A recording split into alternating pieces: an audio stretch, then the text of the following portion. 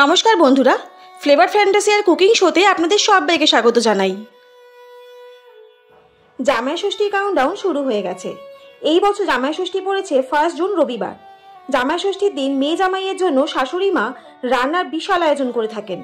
লুচি থেকে ফল, মাছ থেকে মাংস, সাথে অনেক রকমের মিষ্টি আয়োজনও থাকে। তাই ফ্লেভার ফ্যান্টাসিয়ার পক্ষ থেকে জামাই ষষ্ঠীর মেনু সিরিজ স্টার্ট করা হলো।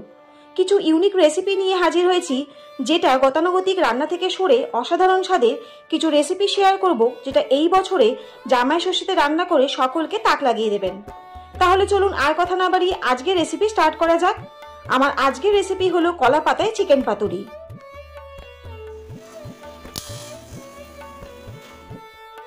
আমি এখানে 300 গ্রাম চিকেন নিয়েছি আর চিকেনের বোনলেস পিস নিয়েছি। চিকেনটাকে ম্যারিনেট করার জন্য আমি এখানে একটা পাতিলেবুর রস দিয়ে দিলাম। পাতিলেবুর রস দিয়ে চিকেনটাকে খুব ভালো করে মাখিয়ে প্রায় আধ ঘন্টার জন্য রেখে দেব। এতে চিকেনটা খুব জুসি হবে আর চিকেনটা সফটও হয়ে যাবে। আপনারা চাইলে কিন্তু ম্যারিনেট না করে ইনস্ট্যান্টও এই রান্নাটা করতে পারেন। এবারে চলুন মেইন পেস্টটা তৈরি করে নিই।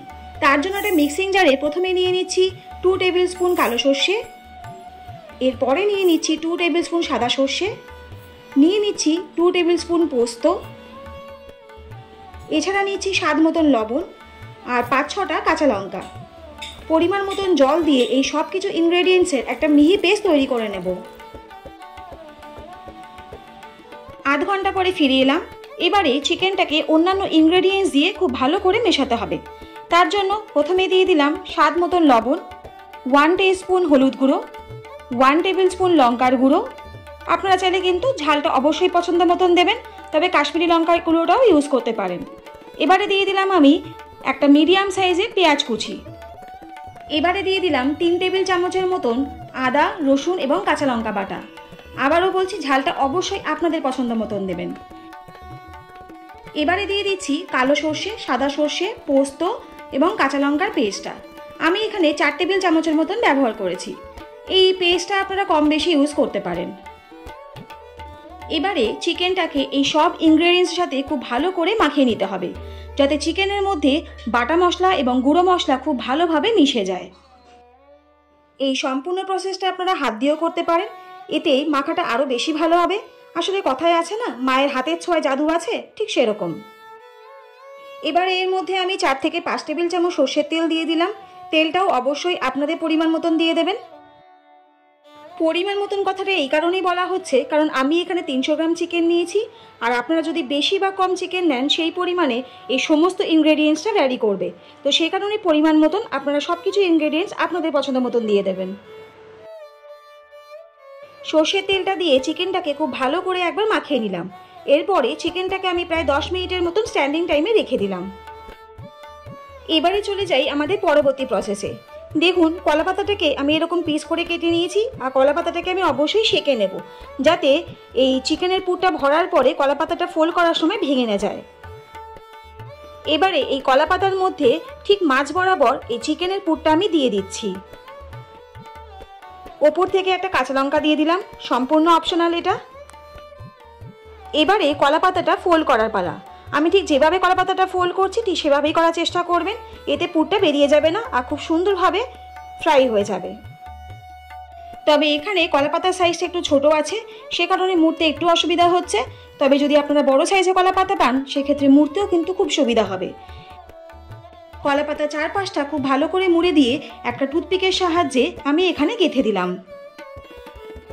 আপনাদের সুবিধার্থে আমি এখানে কলা পাতা একটা টুথপিকের সাহায্যে গেঁথে দেখালাম, আরেকটা আমি সুতোর সাহায্যে মুড়ে দেখাবো। তার জন্য ঠিক সেম প্রসেসে আরেকটা কলা পাতা নিয়ে ঠিক মাঝ বরাবর চিকেনের পুরটা দিয়ে ওপরে একটা কাঁচা লঙ্কা দিয়ে দিলাম, আর কলা পাতাটাকে আমি 4-5টা খুব ভালো করে একবার মুড়ে দিচ্ছি। আপনাদের সুবিধার জন্য আমি আরেকবার দেখাচ্ছি, প্রসেসটা অবশ্যই আরেকবার ফলো করে নিন।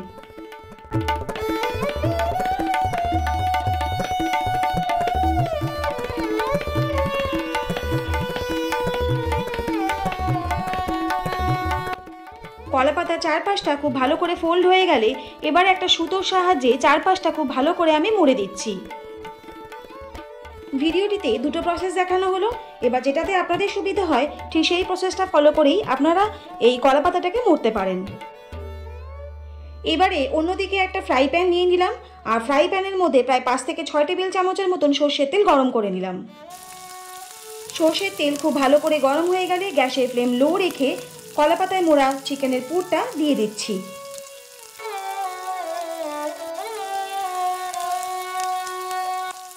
কলাপাতার এক সাইড ভাজা হলে এবং কালারটা হালকা চেঞ্জ হলে আমি অপর সাইডটা উল্টে দিচ্ছি।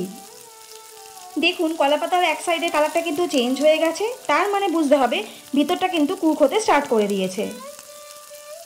এইভাবে কলাপাতার কালারটা ফুল চেঞ্জ হওয়া পর্যন্ত এপিট ওপিট করে ভেজে নিতে হবে। দেখুন কলাপাতার কালারটা কিন্তু ফুল চেঞ্জ হয়ে গেছে আর আমাদের চিকেনটাও খুব ভালো করে কুক হয়ে গেছে।